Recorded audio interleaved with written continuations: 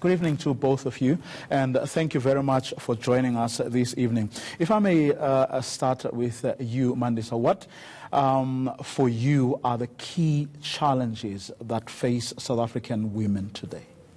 Well, you know, HIV is the most serious medical problem that we have in South Africa of all the chronic illnesses. And unfortunately, women, and specifically black women, endure the brunt of HIV more than anyone else. 4.1 million women have got HIV in South Africa. That is 1.5 times higher than the adult male average. Of course, the land issue remains a problem. It's a persistent problem, despite the UN having declared land a human right. In South Africa, women, specifically black women, of course, we must state, and African women within the black grouping, are landless. And even when they do get land, for instance, when women are divorced or their husbands die, for instance, they lose whatever little bit of land rights they had when their husbands were alive or when they were still married. Of course, the lack of education, access to basic health care, especially to rural women, but it also happens in the urban areas. We might think that in the urban areas the problem is less pervasive, but it is not. The reality is that gender-based violence, for instance, is not only a problem in the sense of the violence itself, but what happens after the violence. Women get unwanted pregnancies as a result of rape, for instance. Women end up having to raise children because they have no right, or they do have a right to terminate a pregnancy, to have an abortion, for instance. It's legally there. There's an act that governs it. But the state and even the private sector, which is more guilty of this, will not allow a woman to terminate, even if she's raped. And even if they say they allow it because the law says so, but when you go to a clinic or a hospital where termination of pregnancy should be implemented, the attitudes and the hatred, the downright hatred, and sometimes even refusal to carry out the termination happens. So there are many, many social problems, but the biggest problem as well, after HIV, after landlessness, is poverty. And this poverty is brought on more by the private sector, which is white-dominated, white male-dominated, of course, and white female. We must never leave out white females. They're the second biggest beneficiaries of the economy of South Africa. The lack of career progression for black women, the glass ceilings that are put in place for black women when they want to access decent quality and empowering jobs, managerial jobs, jobs with decent perks and benefits are also some of the other contributing factors. Okay, Dr. Noma French Mbombo, from where you sit, what are the main challenges facing South African women today? Firstly, South Africa is a violent society, and the violence that we see is escalating, and it affects everyone, the safety issues. However, the women and children, they bear the brunt in terms of the violence. Sadly, you'll find that we focus too much on the physical or trauma violence that we see as a crime, and yet you'll find that there are a lot of the sexual violence that are happening in the private spaces. And what we have seen now in terms of the trend is also the sexual exploitation of women in terms of the sex for jobs, where even in the academic arena, where there's also the sex for marks.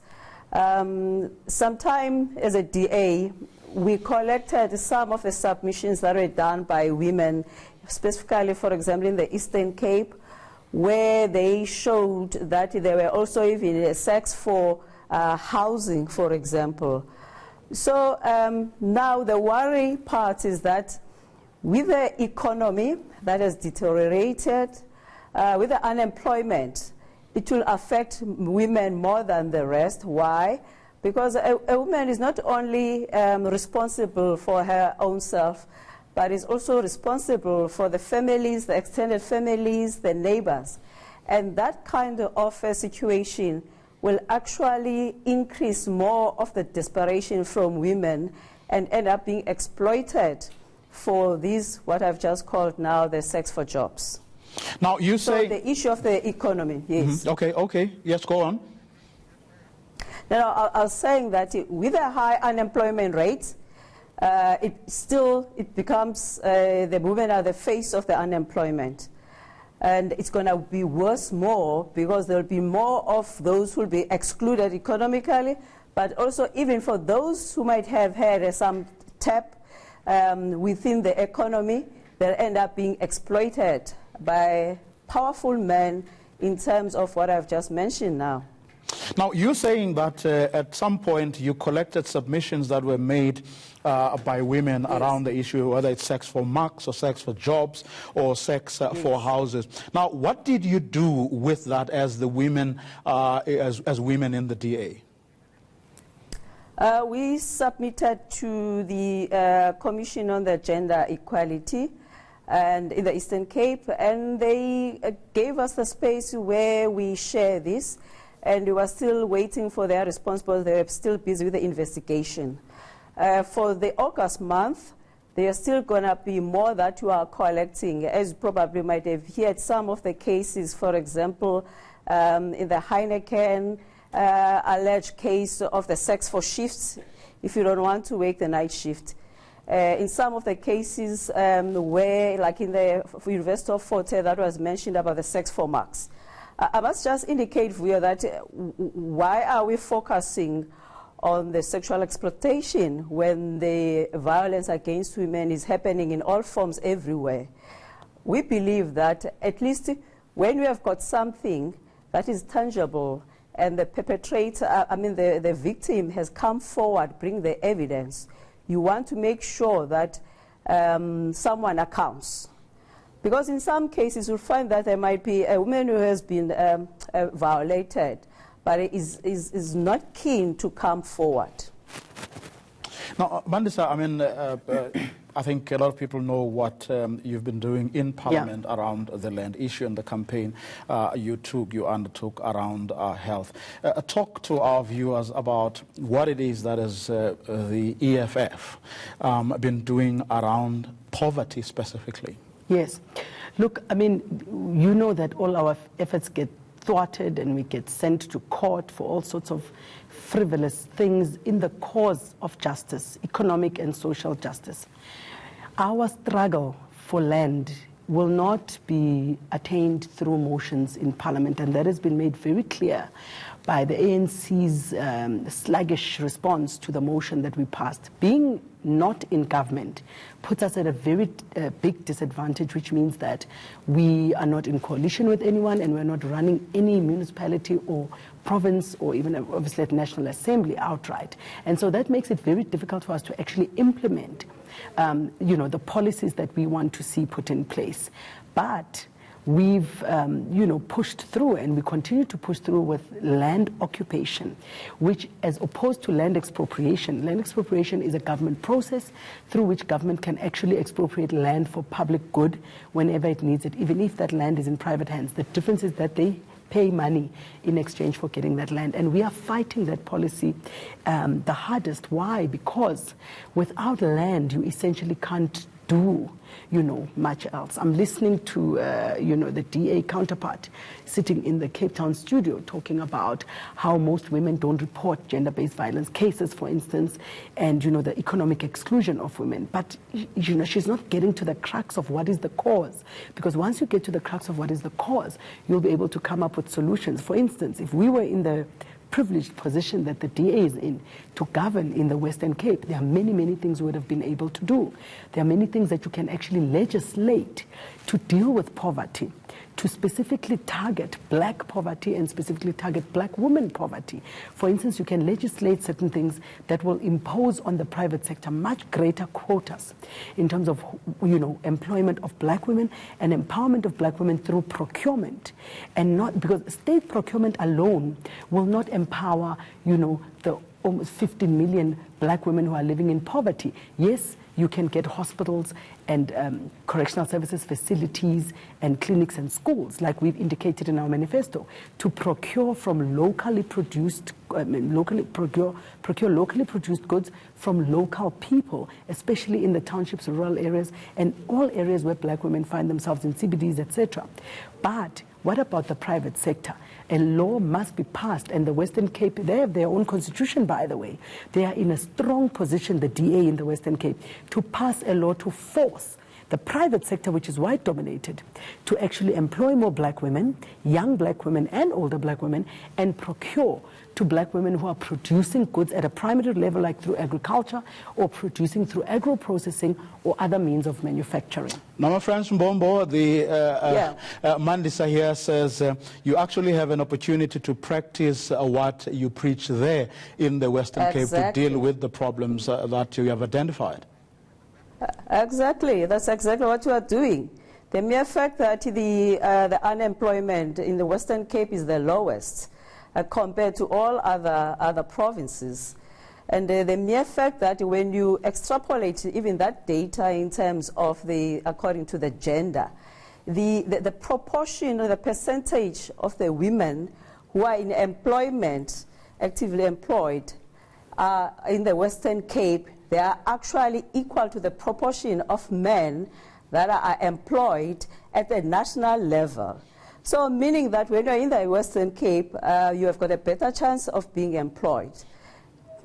Also look in terms of the leadership or the women owning the business, women who are the entrepreneurs within the Western Cape, and then zoom and compare, especially in the spaces where are the drivers of the economy, the agri-processing, the tourism, the property. You find that women are the majority.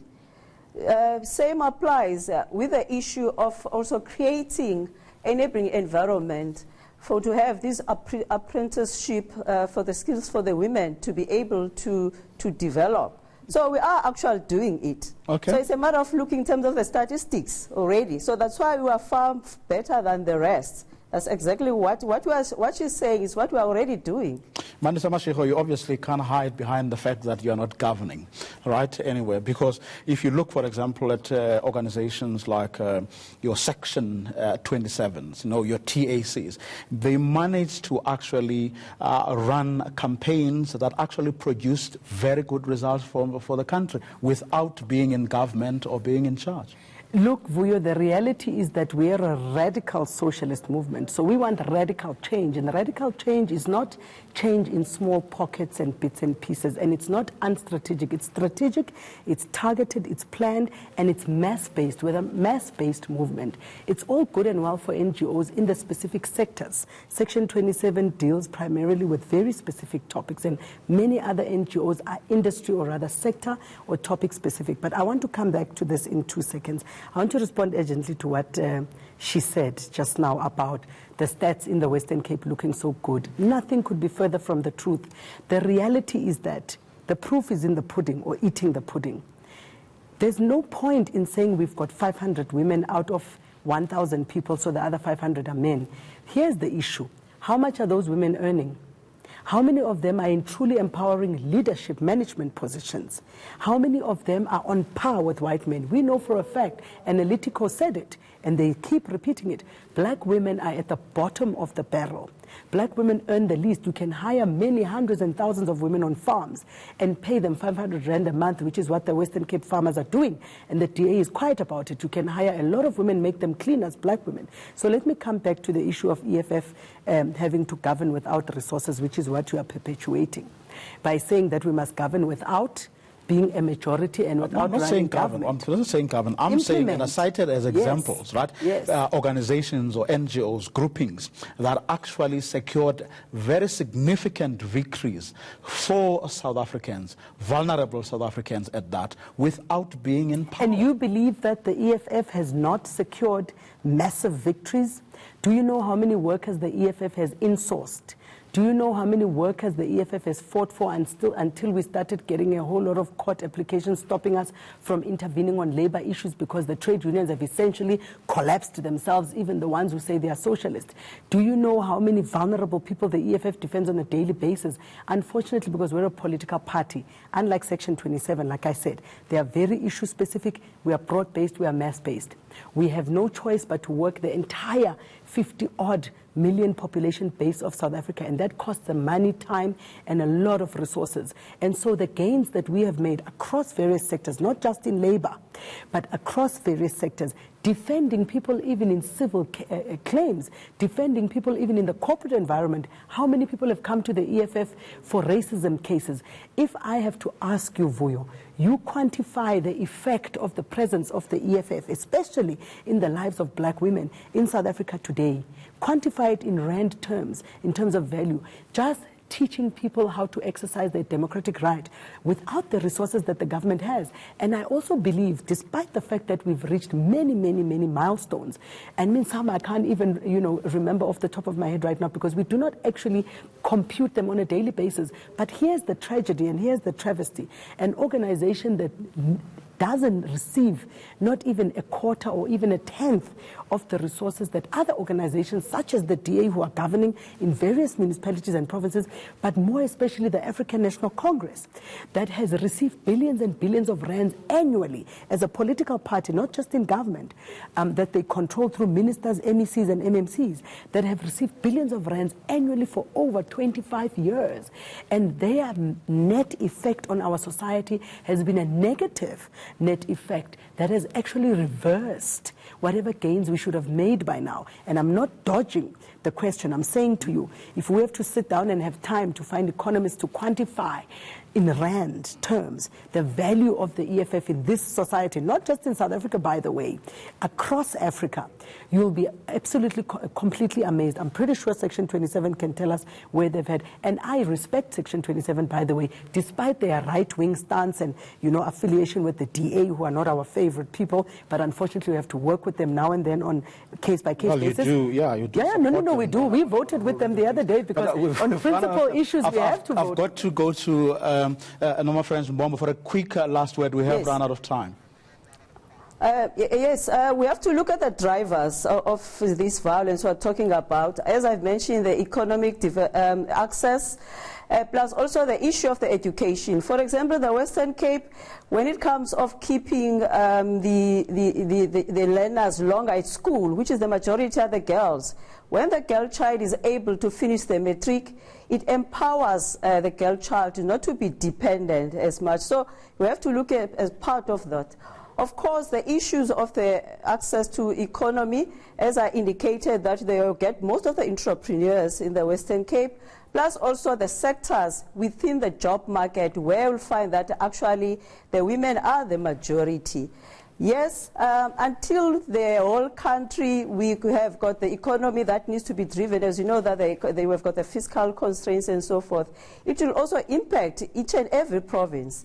But under the circumstances where we are, at least we are doing very much better. But for me, it's not about the issue of the Western Cape only, but for the country as all women at the end, they bear the brunt. But mostly the face of the unemployment and the poverty is the black African woman. Okay, that's where we're going to leave here to run out of time, unfortunately. Thanks to both my guests for coming through. Noma Friends Mbombo from the Democratic Alliance and Mandisa Mashego from the EFF.